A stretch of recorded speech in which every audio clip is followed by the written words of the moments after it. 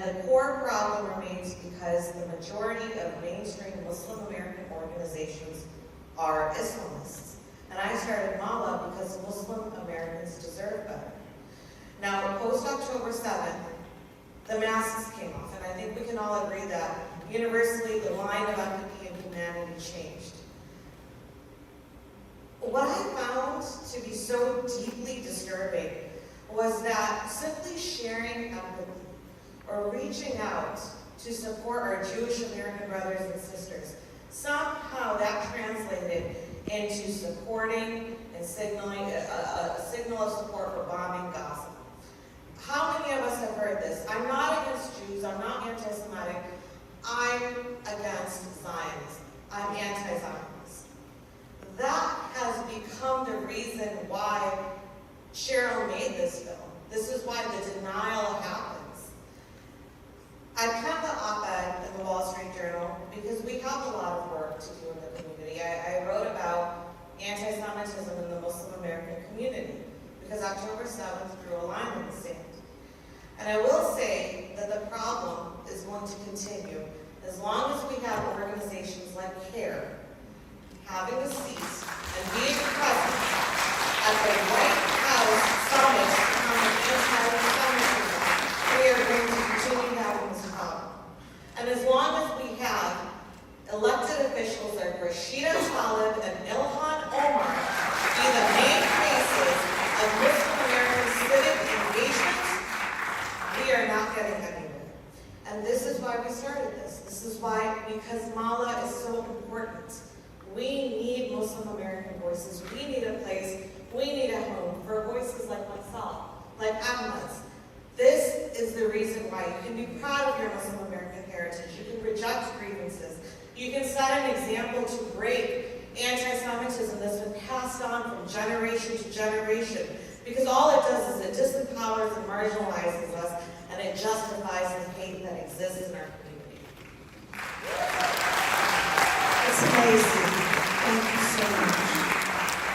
Can I just briefly say that thanks to Zainab reaching out to me soon after October 7th, she got me an op-ed, helped me get an op-ed in the Wall Street Journal, helped me get in front of multiple organizations, get to the Oslo Freedom Forum.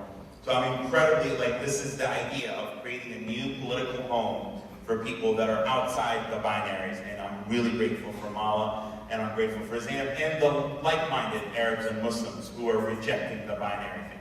No, I absolutely agree with you, and I'm so proud of you. You know, when I read your piece, I was in tears, because I'm in my heart.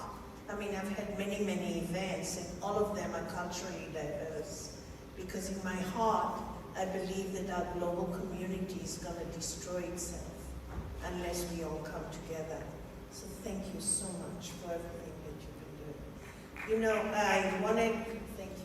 I wanted to talk about the plight of women at this point, because one of the things that shocked me most of all is the way women organizations were silent. I mean, we watch these things. Yes. I went with Hillary Clinton to the UN when the UN women would not make a sound or make any statement after October 7th. It took 8 weeks before they even made a statement. And they made a statement because of Hillary Clinton. Because she put her foot down and absolutely insisted that if they didn't, she was going to give interviews and hold a press conference about the fact that the UN Women organization is silent about the atrocities on October 7th.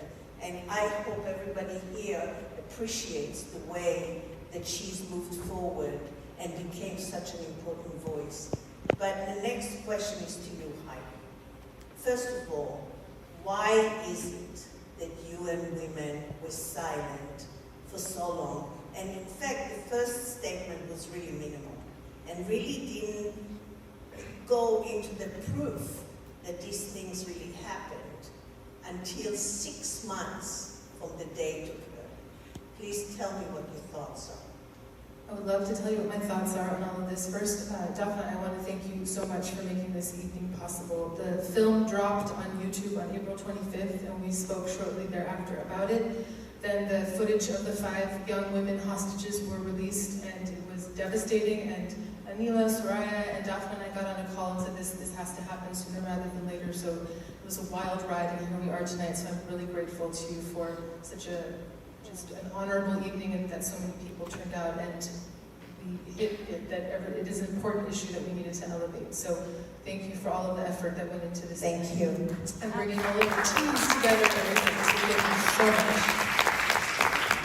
I also need to share that I've been doing work with Women's Voices now for 12 years, and my job is to watch films about atrocities against women all over the world. And something that arises from that experience is seeing that no matter who you are as a woman, what country you come from, religion, race, creed, whatever your multiple identities are, violence against women is universal and it is the same all over the world.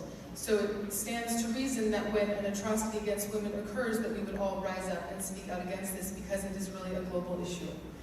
So the silence of UN Women shocked me, as did the silence of women's rights organizations all over the world, because everything I thought we were going toward apparently was a lie, and I'm still recovering from this and carefully figuring out who are the allies in this work and how do we move forward in this time.